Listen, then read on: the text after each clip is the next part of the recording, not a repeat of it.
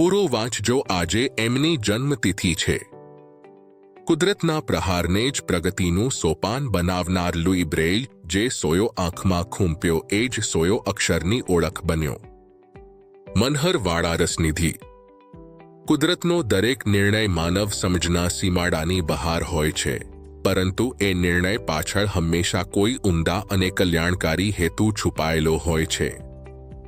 સંઘર્ષને કદી સીમાડા હોતા નથી એ ઉક્તિને સાર્થક કરતા ફ્રાન્સના કુપરે ગામમાં 4 જાન્યુઆરી 1809ના રોજ જન્મેલા લુઈ બ્રેઇલે સાબિત કરી દીધું કે શારીરિક અક્ષમતા એ પ્રગતિના માર્ગમાં ક્યારેય અવરોધ બની શકતી નથી। લુઈના પિતા સાયમન ઘોડાના જીન અને લગામ બનાવવાનું કામ કરતા હતા। માત્ર 3 વર્ષની કુમરી વયે પિતાના વર્કશોપમાં ઓજારો સાથે રમતા રમતા એક ભયાનક અકસ્માત સર્જાયો। મોચીકામનો એક તીક્ષ્ણ સોયો ઉછળીને લુઈની જમણી આંખમાં ઊંડે સુધી ખૂંપી ગયો। તે સમયે તબીબી વિજ્ઞાન એટલું વિકસિત નહોતું, પરિણામે ચેપને કારણે તેમની બીજી આંખની રોશની પણ ધીમે ધીમે જતી રહી અને 8 વર્ષની ઉંમર સુધીમાં લુઈ સંપૂર્ણપણે અંધ બની ગયા। વિધિની વક્રતા તો જુઓ કે જે સોયાએ તેમની દ્રષ્ટિ છીનવી હતી, તે જ સોયા જેવા સાધનનો ઉપયોગ ભવિષ્યમાં બ્રેઇલ લિપિ લખવા માટે તરીકે થયો। લુઈની અસાધારણ બુદ્ધિ પ્રતિભાને જોઈને તેમને 1819માં પેરિસની નેશનલ ઇન્સ્ટિટ્યૂટ ફોર બ્લાઇન્ડ ચિલ્ડ્રનમાં શિષ્યવૃત્તિ સાથે પ્રવેશ મળ્યો।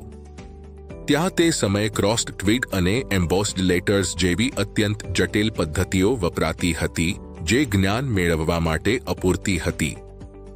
લુઈના મનમાં સતત એક જ મંથન ચાલતું હતું કે પ્રજ્ઞાચક્ષુઓ માટે વાંચવા લખવાની કોઈ સરળ પદ્ધતિ હોવી જ જોઈએ।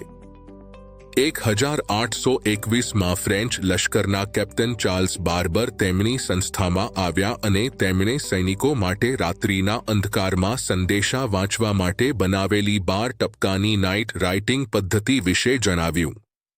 માત્ર 15 વર્ષના લુઈ બ્રેઇલે આ લશ્કરી પદ્ધતિમાં રહેલી ખામીઓ દૂર કરી અને 12 ટપકાની જટિલ રચનાને અડધી કરી માત્ર 6 ટપકાના સેલમાં પરિવર્તિત કરી। આ 6 ટપકાની માયાજાળ એવી હતી કે તે આંગળીના એક જ ટેરવે સ્પર્શી શકાય અને વાંચી શકાય તેવી સરળ બની ગઈ। 1829માં લુઈએ આ નવતર લિપિ વિશ્વ સમક્ષ મૂકી। વિશ્વનો ઇતિહાસ સાક્ષી છે કે જ્યારે પણ કોઈ ક્રાંતિકારી અને મહાન શોધ થઈ છે, ત્યારે સમાજે અને સત્તાએ તેનો પ્રારંભમાં હંમેશા અસ્વીકાર જ કર્યો છે। જેન ગેલિલિયોએ જ્યારે પૃથ્વી ગોળ હોવાની વાત કરી ત્યારે તેને વિરોધનો સામનો કરવો પડ્યો હતો, તેમ લુઈ બ્રેઇલની અદ્ભુત લિપિને પણ તે સમયના વિદ્વાનો અને શિક્ષણવિદોએ સ્વીકારવાની ના પાડી દીધી હતી। લુઈ પોતે ક્ષય રોગથી પીડાતા હતા અને સતત ઉપેક્ષા તેમજ સંઘર્ષની વચ્ચે 6 જાન્યુઆરી 1852ના રોજ માત્ર 43 વર્ષની વયે આ મહાન વિભૂતિ પંચમહાભૂતમાં વિલીન થઈ ગઈ। લુઈના મૃત્યુ સમયે કોઈને અંદાજ નહોતો કે તેમણે પ્રજ્ઞાચક્ષુ સમાજ માટે જ્ઞાનનો સૂર્ય પ્રગટાવ્યો છે। લુઈના મૃત્યુના પૂરા 100 વર્ષ બાદ 1952માં વિશ્વને તેમની મહાનતા સમજાઈ। 1952માં ફ્રાન્સ સરકારે આ લિપિને સત્તાવાર રીતે સન્માન સાથે સ્વીકારી અને લુઈ બ્રેઇલના પાર્થિવ દેહને પેરિસના પેન્થિયોનમાં રાષ્ટ્રીય સન્માન સાથે દફનાવવામાં આવ્યો। લુઈના હાથ તેમના જન્મસ્થળ કુપરેમાં રાખવામાં આવ્યા, જે આજે પણ કરોડો પ્રજ્ઞાચક્ષુઓ માટે તેમના અથાગ પુરુષાર્થનું પ્રતીક છે। હેલન કેલર, જેઓ અંધ અને બધિર હોવા છતાં વિશ્વ ગજવી શક્યા, તેમના જીવનમાં જ્ઞાનનો ઉજાસ ફેલાવનાર આ બ્રેઇલ લિપિ જ હતી। લાખો નિરાશામાં એક અમર આશા છુપાયેલી હોય છે, પંક્તિ લુઈના જીવન માટે સનાતન સત્ય સાબિત થઈ।